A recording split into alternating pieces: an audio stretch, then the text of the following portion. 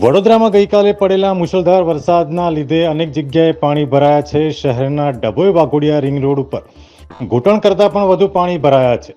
વિશ્વામિત્રી નદી હાલ 24 ફૂટ કરતાં પણ વધારેની સપાટી વટાવી ચૂકી છે. વિશ્વામિત્રી નદીમાં જળ સપાટી વધતા મગરોનો ત્રાસ વધ્યો છે. વડોદરામાં 13 ઇંચ કરતાં પણ વધુ વરસાદ થવા પામ્યો છે. સોનગઢ તાલુકામાં આવેલા 112 વર્ષ જૂનો ડોસવાડા ડેમ ઓવરફ્લો થવાના દ્રશ્યો સામે આવ્યા છે. ભારે વરસાદના લીધે ડેમ ઓવરફ્લો થતા નીચાણવાળા વિસ્તારોને સાવધાન કરવામાં આવ્યા હતા. ડેમ ઓવરફ્લો થતા ડોસવાડા ડેમનો અદ્ભુત નજારો ડ્રોન કેમેરામાં કેદ થયો છે. ડેમ ઓવરફ્લો થતા તાલુકાના ખેડૂતોમાં ખુશી જોવા મળી હતી. ડભોઈ શહેર ખાતે સવારે 10 વાગ્યાથી સાંજે 4 વાગ્યા સુધીમાં 4 ઇંચ વરસાદ પડવાને લીધે શહેરના નીચાણવાળા વિસ્તારોમાં વરસાદના પાણી ઘૂસી ગયા હતા. જેમાં નગરપાલિકા શોપિંગ સેન્ટર, ડભોઈ તાલુકા સેવા સદન, જનતાનગર વિસ્તાર તેમજ મહુડી ભાગોળ ખાડામાં અને નાંદોરી ભાગોળ વગેરે વિસ્તારોમાં વરસાદના પાણીના કારણે લોકોના ઘરમાં પાણી ઘૂસી ગયા હતા. સાથે જ 4 ઇંચ વરસાદ પડવાથી ખેડૂતોમાં ખુશાલી જોવા મળી હતી.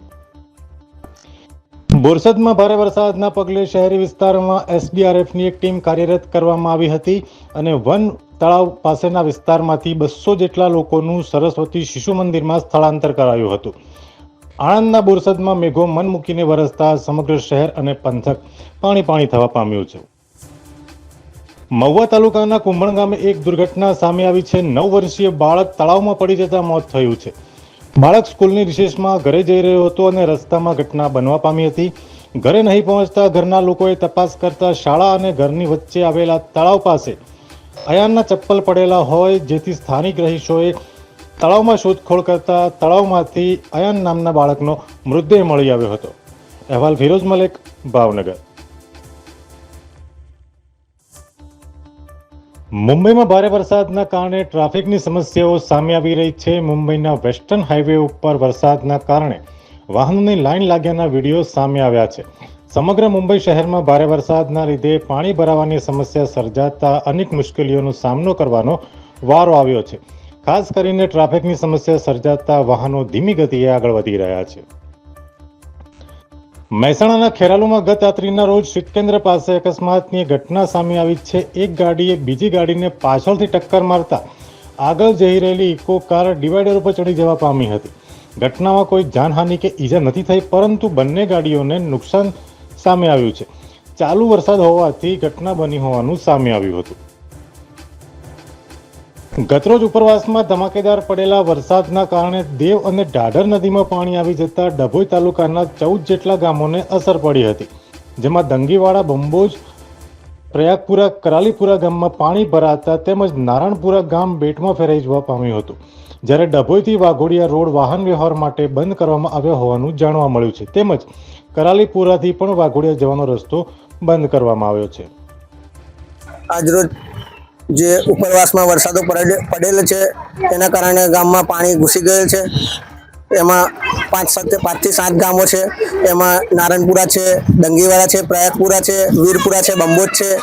એમાં ભારે વરસાદ ને ભારે ડેમમાંથી પાણી છોડવા બદલ આ બહુ તકલીફમાં મુકાઈ છે પબ્લિક. અને ડભોઈથી આ જે વાઘોડિયા રોડ જાય છે, જે ડાયવર્ઝન આપેલું છે, એ રોડ સદંતર બંધ થઈ ગયેલ છે. એટલે વધારે ખેતીમાં પણ નુકસાન છે.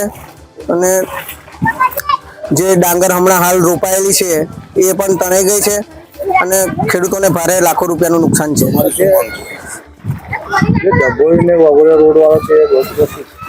એ ડભોઈથી વાઘોડિયા રોડ જાય, દાખલા તરીકે આગળ બ્રિજ બને છે એટલે ડાયવર્ઝન અહીંયાથી આપેલું છે. એટલે આ રોડ સદંતર આ પાણીના કમર સુધી પાણી છે એટલે રોડ બંધ કરી દેવામાં આવ્યો છે. કોઈ વાહન કે કોઈ જઈ શકતું નથી. ગેટવે ઓફ ઇન્ડિયા મુંબઈનો વિડીયો હાલ સોશિયલ મીડિયામાં વાયરલ થઈ રહ્યો છે. દરિયામાં હાઈ ટાઈડના લીધે દરિયાના પાણી જમીન ઉપર આવતા જોવા મળી રહ્યા છે. હવામાન વિભાગે ભારે વરસાદના એલર્ટ વચ્ચે દરિયામાં પણ ભારે મોજા ઉછળવાની ચેતવણી આપી હતી અને પોલીસે લોકોને બીચ ઉપર ન જવા માટે સૂચનાઓ પણ આપી હતી. હાલ આ વિડીયો સોશિયલ મીડિયામાં ભારે વાયરલ થઈ રહ્યો છે. દિલ્હીના મુખ્યમંત્રી કેજરીવાલને ફરી ઝટકો લાગ્યો છે. કોર્ટે તેમની કસ્ટડી 8 ઓગસ્ટ સુધી વધારી દીધી છે. આજે કોર્ટમાં કેજરીવાલને વિડીયો કોન્ફરન્સના માધ્યમથી રજૂ કરવામાં આવ્યા હતા, જ્યાં સુનાવણી બાદ 8 ઓગસ્ટ સુધી કેજરીવાલની કસ્ટડી વધારી દેવાતા જામીન મળવાની આશા ઉપર પાણી ફરી વળ્યું છે।